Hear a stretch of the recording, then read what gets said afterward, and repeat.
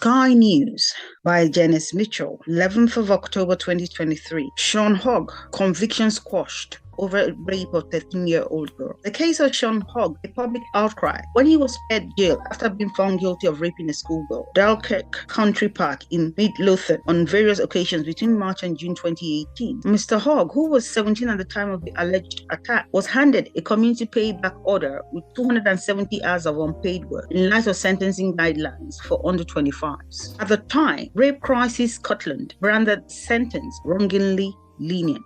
Lord Advocate Dorothy Bain Casey subsequently instructed the Crown Office and Procurator Fiscal Service (COPFS) to appeal the sentence on the grounds it was unduly lenient. At the Court of Criminal Appeal hearing in Edinburgh last month, Mr. Hogg's defense team argued that the conviction should be squashed on the grounds that Lord Lake had misdirected the jury in regards to corroboration in the case. Solicitor General Ruth Chatteris Casey admitted that mistakes were made at the trial, but argued the jury still had enough evidence for Mr. Hogg to be convicted of raping the girl on one occasion. On Wednesday, the Scottish Courts and Tribunal Service confirmed the appeal against conviction has been upheld. Along with the community payback order, Mr. Hogg of Hamilton in South Lancashire had also been added to the sex offenders register and placed under supervision for 3 years after being found guilty by a jury at the High Court in Glasgow. During sentencing,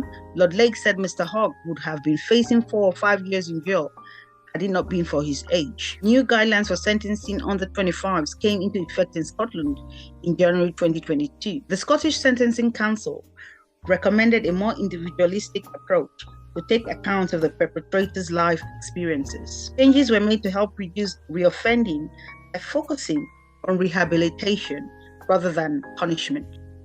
After the hearing, Ms. Chatteris added, "I know the complainant's experience of the criminal justice system has been very difficult. I've offered to meet with her and her family if that will be helpful to them. The Crown will seek to learn any lessons it can from this case as we continue work to transform the way we prosecute sexual offences." Solicitor Amir Anwar spoke on behalf of the complainant outside court.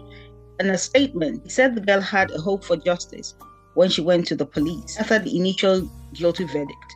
She then thought that she would move on with her life. Mr. Anwar added, whilst she appreciates that senior judges have come to this decision after very careful consideration, nonetheless, that does not take away from her the feeling of devastation and knowing that there is no hope of closure. The girl praised the officers who carried out the investigation and thanked the jury for doing their duty. However, she questioned the sentencing guidelines for under 25s and how convicted rapists can escape imprisonment.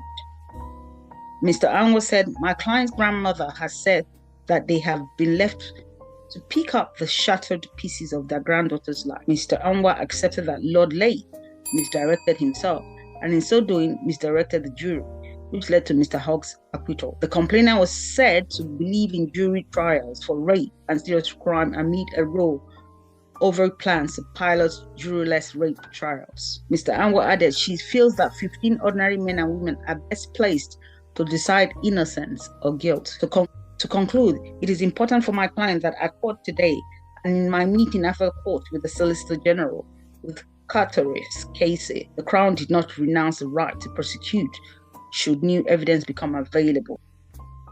What are your views on this particular newsreel? Leave your comments at risingaboveshadows of abuse@gmail.com. Thank you.